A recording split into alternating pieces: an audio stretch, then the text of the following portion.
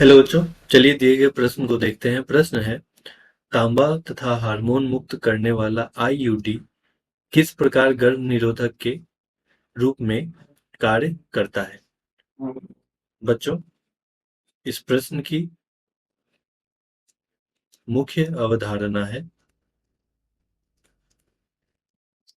कि जो आईयूडी है यानी इंट्रा यूट्राइन डिवाइसेस, ये आईयूडी का हम लोग उपयोग क्यों करते हैं?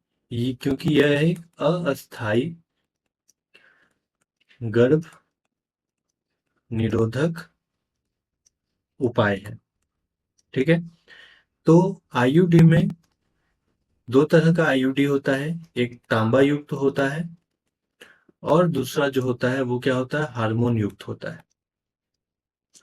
ठीक है बच्चों, तो यहाँ पे आपसे पूछा जा रहा है कि तांबा आईयूडी के जैसे कैसे काम करता है और हार्मोन आईयूडी के जैसे कैसे काम करता है। आइए समझते हैं। बच्चों, अगर तांबा का बात करें तो तांबा जो आईयूडी होता है वो क्या है, एक कॉपर टी है। कॉपर टी, इसमें क्या होता है, कॉपर लगा हुआ होता है, जैसे इस तरह का इसका आकृति होती है। और ये जो भाग है इसका, यहाँ पे क्या होता है, कॉपर लगा हुआ होता है। तो जो कॉपर होता है वो कॉपर अपना एक आयन छोड़ता है और ये आयन शुक्राणु के साथ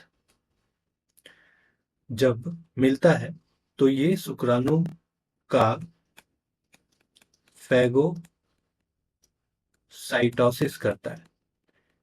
फैगोसाइटोसिस का अर्थ क्या होता है कि ये शुक्राणु का भक्ष कानु क्रिया करता है, जिससे इस शुक्राणु का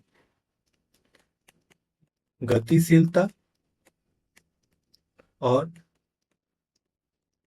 निषेचन की क्षमता क्या हो जाती है, कम हो जाती है। और जिस कारण ये क्या करता है, गर्भ निरोधक के जैसा उपयोग किया जाता है। ठीक है बच्चों, अब अगर हम लोग हार्मोन युक्त आईयूडी की बात करें तो हार्मोन क्या करता है, यह भ्रूण के रोपण को अनुपयुक्त बनाता है और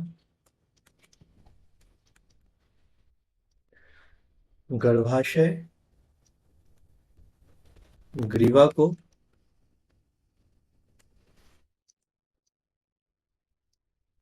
शुक्राणुओं का विरोधक बनाता है। अतः ये कैसा काम करता है, गर्भ निरोधक के रूप में कार्य करता है। तो बच्चों, यहाँ हम लोग देख रहे हैं कि जो हमारे आईयूडी है, ठीक है, आईयूडी जो एक अस्थायी गर्भ निरोधक उपाय है, ये दो तरह में आपको प्राप्त होगा, एक तांबा और एक हार्मोन युक्त। तांबा की बात करें तो तांबा कहाँ पे आपको मिलेगा, कॉपर टी में। और एक उदाहरण है कॉपर 7 मल्टीलोड 375 कॉपर टी। ठीक है, हम लोग एक और उदाहरण लिख सकते हैं कि copper 7 multi load 375 copper T. ठीक है बच्चों, तो ये आयन बनाया, आयन बनाने के बाद शुक्राणु के साथ फैगोसाइटोसिस किया, उसको निष्क्रिय किया, उसकी गतिशीलता, उसकी निषेचन की क्षमता को कम किया, जो एक गर्भ निरोधक के जैसा उपाय करता है। वहीं हार्मोन युक्त की बात करें तो ये भ्रूण के रोपण को अनुपयुक्त बनाता है और दूसरा गर्भाशय ग्रीवा को शुक्राणुओं का विरोधक बनाता है, जो दोनों मिलकर गर्भ निरोधक के रूप में कार्य करता है। आशा करते हैं कि आपको यह उत्तर समझ आया होगा।